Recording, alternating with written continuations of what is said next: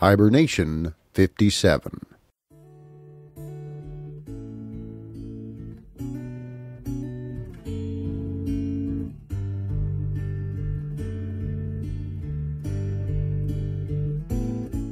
Grizzly's Growls presents Stories from the Hiber-Nation. Read by David Grizzly Smith.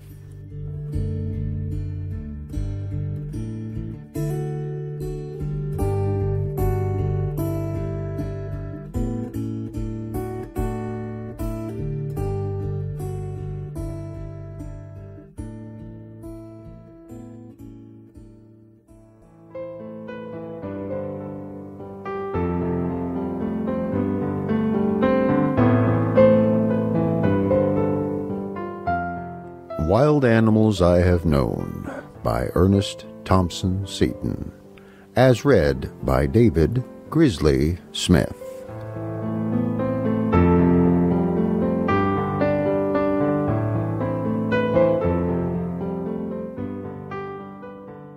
The Pacing Mustang. Part 4. The cook on that trip was Bates, a Mr. Thomas Bates, as he called himself at the post office, where he regularly went for the letters and remittance, which never came. Old Tom Turkey-Track, the boys called him, from his cattle brand, which he said was on record at Denver, and which, according to his story, was also borne by countless beef and saddle stock on the plains of the unknown north. When asked to join the trip as a partner, Bates made some sarcastic remarks about horses not fetching $12 a dozen, which had been literally true within the year, and he preferred to go on a very meager salary. But no one who once saw the pacer going had failed to catch the craze. Well, Turkey-Track experienced the usual change of heart. Now he wanted to own that Mustang. How this was to be brought about he did not clearly see, till one day there called at the ranch that had secured his services, as he put it, one Bill Smith, more usually known as Horseshoe Billy Smith, from his cattle brand. While the excellent fresh beef and bread and the vile coffee, dried peaches, and molasses were being consumed, he of the Horseshoe remarked, in tones which percolated through a huge stopgap of bread, "Well, I seen that there pacer today eating enough to put a plate in his tail." "What, you didn't shoot?" "No, but I come mighty near it." "But don't you be led into no such foolishness," said a double-bar H cow-puncher at the other end of the table. "I calculate that maverick will carry my brand before the moon changes. You have to be pretty spry, you'll find a triangle dot on his weather side when you get there. Where'd you run across him?" "Well, it was like this. I was riding a flat by Antelope Springs, and I sees a lump on the dry mud inside the rush belt. I knowed I'd never seen that before, so I rides up, thinking it might be some of our stock, and seen it was a horse lying plumb flat. The wind was blowing like, from him to me, so I rides up close and seen it was the pacer, dead as a mackerel. Still, he didn't look swelled nor cut, and there warn't no smell, and I didn't know what to think till I see his ear twitch off a fly. Then I knowed he was sleeping.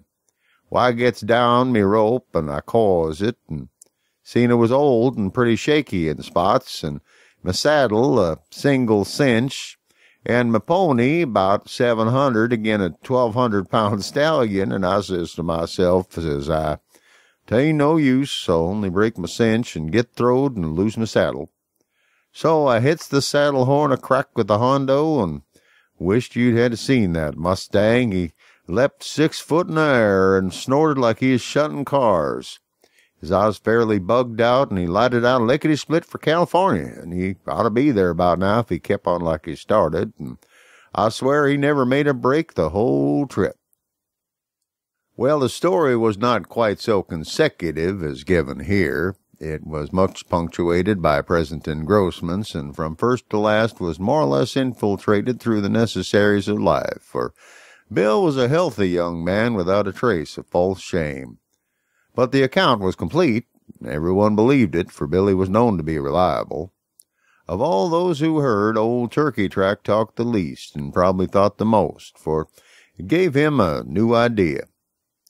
During his after-dinner pipe, he studied it out and decided he could not go it alone. He took Horseshoe Billy into his counsel, and the result was a partnership in a new venture to capture the Pacer. That is, the $5,000 that was now said to be the offer for him safe in a boxcar.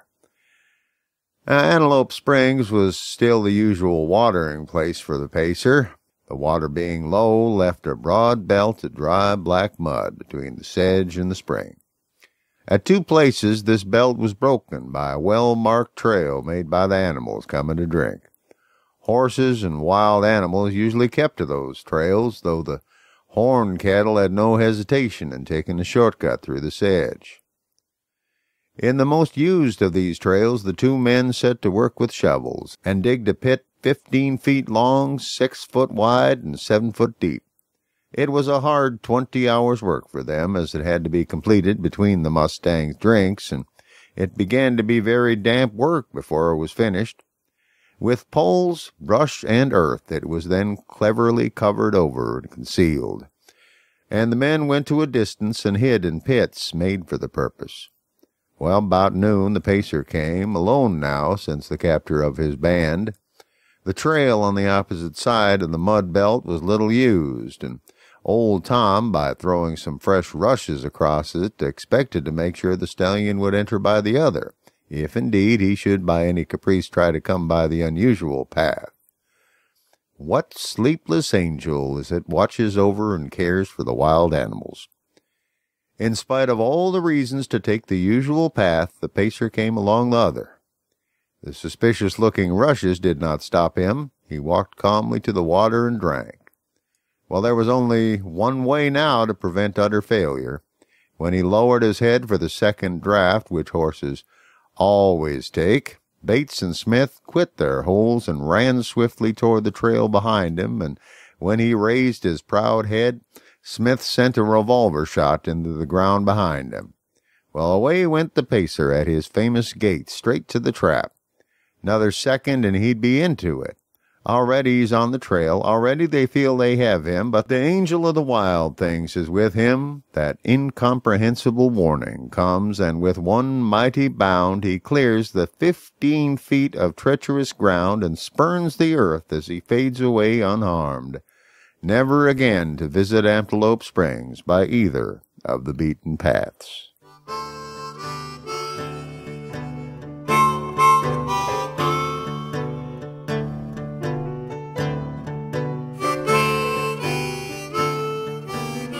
Part 5. Wild Joe never lacked energy. He meant to catch that Mustang, and when he learned that others were bestirring themselves for the same purpose, he at once set about trying the best untried plan he knew, the plan by which the coyote catches the fleeter jackrabbit, and the mounted Indian the far swifter antelope, the old plan of the relay chase. The Canadian River on the south, its affluent, the Peñavetitos Arroyo, on the northeast, and the Don Carlos Hills with the Ute Creek Canyon on the west formed a 60-mile triangle that was the range of the Pacer. It was believed that he never went outside this, and at all times Antelope Springs was his headquarters. Joe knew this country well, all the water holes and canyon crossings, as well as the ways of the Pacer. If he could have gotten 50 good horses, he could have posted them to advantage so as to cover all points, but 20 mounts and 5 good riders were all that proved available. The horses, grain-fed for 2 weeks before, were sent on ahead. Each man was instructed now to play his part and sent to his post the day before the race. On the day of the start, Joe with his wagon drove to the plain of Antelope Springs, and camping far off in a little draw, waited. At last he came, that coal-black horse, out from the sand hills at the south, alone as always now, and walked calmly down to the springs and circled quite around it to sniff for any hidden foe. Then he approached where there was no trail at all, and he drank. Joe watched and wished he could drink a hogshead, but the moment that he turned and sought the grass, Joe spurred his steed, The pacer heard the hoofs and then saw the running horse and did not want a nearer view, but led away. Across the flat he went, down to the south, and kept that famous swinging gait that made his start grow longer. Now through the sandy dunes he went, and steadying to an even pace he gained considerably, and Joe's too-laden horse plunged through the sand, and sinking fetlock deep he lost at every bound. Well, then came a level stretch where the runner seemed to gain, and then a long decline where Joe's horse dared not run his best, so lost again at every step. But on they went, and Joe spared neither spur nor quirt. A mile, and another mile, and the far-off rock at Ariba loomed up ahead. And there, Joe knew, fresh mounts were held, and on they dashed. But the night-black mane out level on the breeze ahead was gaining more and more. Ariba Canyon arrived at last. The watcher stood aside, for it was not wished to turn the race, and the stallion passed, dashed down across and up the slope with that unbroken pace, the only one he knew. And Joe came bounding on his foaming steed, and leapt on the waiting mount, and then urged him down the slope and up upon the track, and on the upland once more drove in the spurs, and raced, and not a single inch he gained. Galump, galump, galump, with measured beat he went, an hour, and another hour. Arroyo Alamosa just ahead with fresh relays, and Joe yelled at his horse and pushed him on, straight for the place the black one made, but on the last 2 miles some strange foreboding turned him to the left, and Joe foresaw escape in this, and pushed his jaded mount at any cost to head him off, and hard as they had raced, this was the hardest race of all, with gasps for breath and leather squeaks at every straining bound. Then, cutting right across, Joe seemed to gain, and drawing his gun he fired shot after shot to toss the dust, and so turned the stallion's head and forced him back to take the crossing to the right. Down they went. The stallion crossed, and Joe sprang to the ground. His horse was done, for 30 miles had passed in the last stretch, and Joe himself was worn out. His eyes were burnt with flying alkali dust. He was half blind, and so he motioned to his pard to go ahead and keep him straight for Alamosa Ford. Well, out shot the rider on a strong, fresh steed, and away they went, up and down on the rolling plain, the black horse flecked with snowy foam, his heaving ribs and noisy breath showing what he felt, but on he went. And Tom, on Ginger, seemed to gain, and then lose, when in an hour the long decline of Alamosa came. And there a freshly mounted lad took up the chase, and turned it west, and on they went, past towns of prairie dogs, through soapweed tracks and cactus breaks by scores, pricked and wrenched, rode on. With dust and sweat the black was now a dappled brown, but still he stepped the same. Young Carrington, who followed, had hurt his steed by pushing at the very start, and spurred and urged him now to cut across a gulch at which the pacer shied. Just one misstep, and down they went. The boy escaped, but the pony lies there yet, and the wild black horse kept on.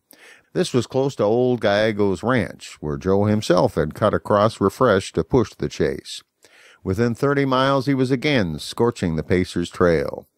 Far in the west the Carlos Hills were seen, and there Joe knew fresh men and mounts were waiting, and that way the indomitable rider tried to turn the race. But, on a sudden whim, of the inner warning born perhaps, the pacer turned. Sharp to the north he went, and Joe, the skilful wrangler, rode and yelled and tossed the dust with shots, but down a gulch the wild black meteor streamed, and Joe could only follow. Then came the hardest race of all. Joe, cruel to the mustang, was crueler to his mount and to himself. The sun was hot, the scorching plain was dim in shimmering heat, his eyes and lips were burnt with sand and salt, and yet the chase sped on. The only chance to win would be if he could drive the mustang back to the Big Arroyo crossing. Now, almost for the first time, he saw signs of weakening in the black. His mane and tail were not just quite so high, and his short half-mile of start was down by more than half, but still he stayed ahead and paced and paced and paced. An hour and another hour, and still they went the same. But they turned again, and night was near when the big arroyo ford was reached, fully 20 miles. But Joe was game. He seized the waiting horse. The one he left went gasping to the stream and gorged himself with water, till he died. Then Joe held back, in hopes of the foaming black would drink, but he was wise. He gulped a single gulp, splashed through the stream, and then passed on, with Joe at speed behind him. And when they last were seen, the black was on ahead just out of reach, and Joe's horse was bounding on. It was morning when Joe came to camp on foot. His tale was briefly told. 8 horses dead, 5 men worn out, the matchless pacer safe and free. "'Tain't possible, can't be done. Sorry I didn't bore his hellish carcass through when I had the chance," said Joe, and gave it up.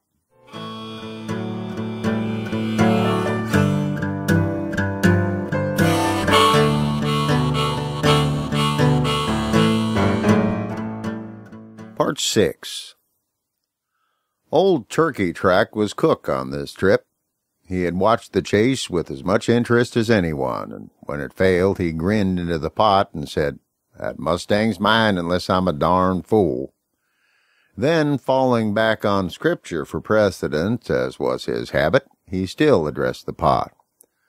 "Reckon the Philistines tried to run Samson down, and they got done up, and would have stayed done only for natural weakness on his part. And Adam would have loafed in Eden. It's only a little feeling which we all understand, and it ain't $5,000 I'll take for him, nother." Much persecution had made the pacer wilder than ever, but it did not drive him away from Antelope Springs. That was the only drinking place with absolutely no shelter for a mile on every side to hide the enemy. Well, here he came along almost every day about noon, and thoroughly spying the land, approached to drink.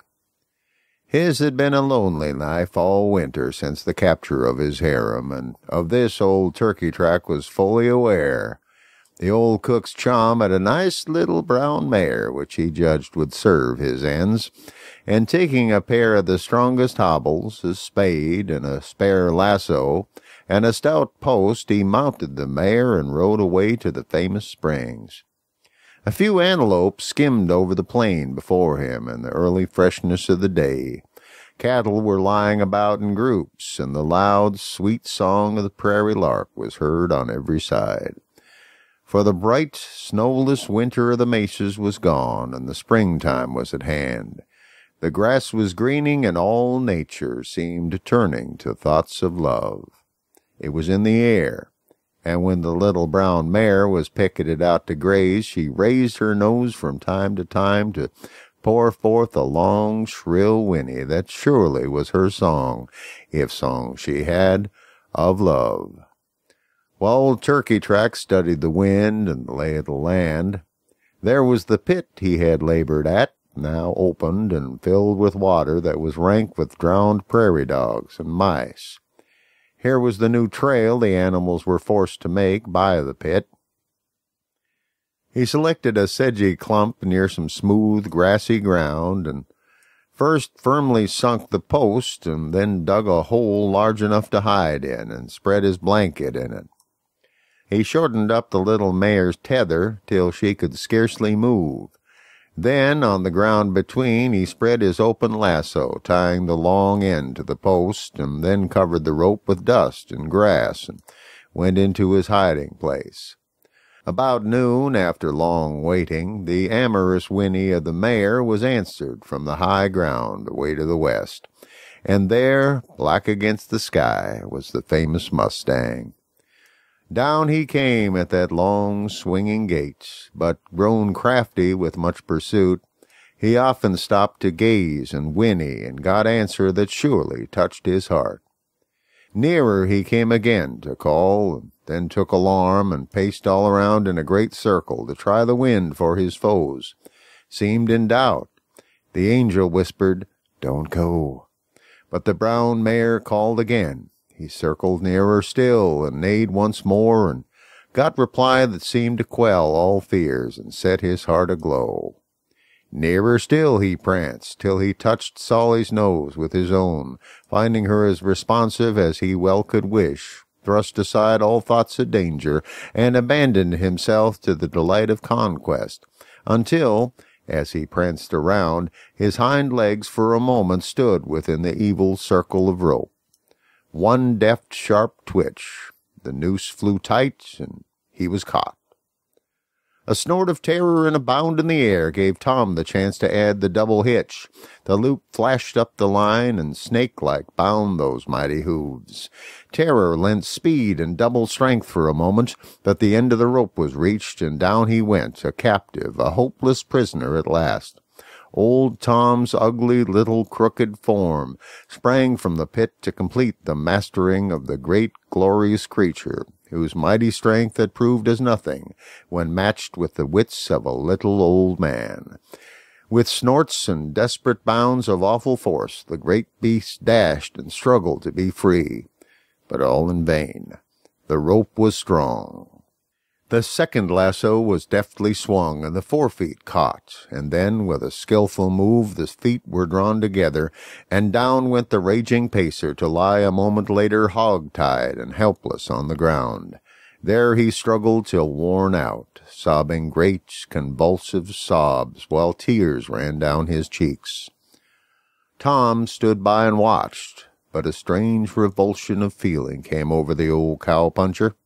He trembled nervously from head to foot, as he had not done since he roped his first steer, and for a while could do nothing but gaze on his tremendous prisoner. But the feeling soon passed away. He saddled Delilah, and taking the second lasso, roped the great horse about the neck, and left the mare to hold the stallion's head while he put on the hobbles. This was soon done, and sure of him now, old Bates was about to loose the ropes, but on a sudden thought he stopped. He'd quite forgotten, and had come unprepared for something of importance. In Western law, the Mustang was the property of the first man to mark him with his brand. How was this to be done with the nearest branding iron 20 miles away? Old Tom went to his mare, took up her hooves one at a time, and examined each shoe. Yes, one was a little loose. He pushed and pried it with the spade and got it off. Buffalo chips and kindred fuel were plentiful about the plain, so a fire was quickly made, and soon he had one arm of the horseshoe red hot. Then, holding the other wrapped in his sock, he rudely sketched on the left shoulder of the helpless Mustang a turkey track, his brand, the first time really that it had ever been used. The pacer shuddered as the hot iron seared his flesh, but it was quickly done, and the famous Mustang stallion was a maverick no more. Now all there was to do was to take him home. The ropes were loosed, the Mustang felt himself freed, thought he was free, and sprang to his feet only to fall as soon as he tried to take a stride. His forefeet were strongly tied together, his only possible gait a shuffling walk, or else a labored bounding with feet so unnaturally held that within a few yards he was inevitably thrown each time he tried to break away. Tom, on the light pony, headed him off again and again, by dint of driving, threatening, and maneuvering, contrived to force his foaming, crazy captive northward toward the Peñavetitos Canyon. But the wild horse would not drive, and would not give in. With snorts of terror or of rage and maddest bounds, he tried and tried to get away. It was one long, cruel fight. His glossy sides were thick with dark foam, and the foam was stained with blood. Countless hard falls and exhaustion that a long day's chase was powerless to produce were telling on him. His straining bounds first this way and then that were not now quite so strong, and the spray he snorted as he gasped was half a spray of blood. But his captor, relentless, masterful, and cool, still forced him on. Down the slope toward the canyon they had come, every yard a fight, and now they were at the head of the draw that took the trail down to the only crossing of the canyon, the northmost limit of the Pacer's ancient range. From this the first corral and ranch house were in sight. The man rejoiced, but the Mustang gathered his remaining strength for one more desperate dash. Up the grassy slope from the trail he went. defied the swinging, slashing rope and the gunshot fired in the air in vain attempt to turn his frenzied course. Up, up, and on, above the sheerest cliff he dashed, then sprang away into the vacant air, down, down, 200 downward feet to fall and land upon the rocks below, a lifeless wreck, but free.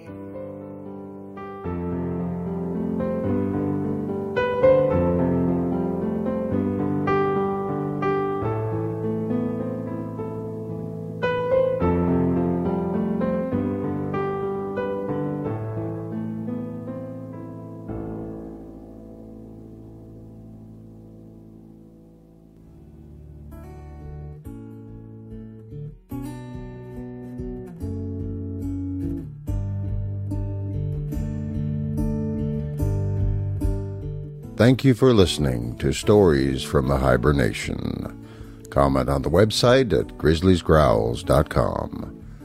This program is offered under a Creative Commons Attribution, Non-Commercial, No Derivatives license.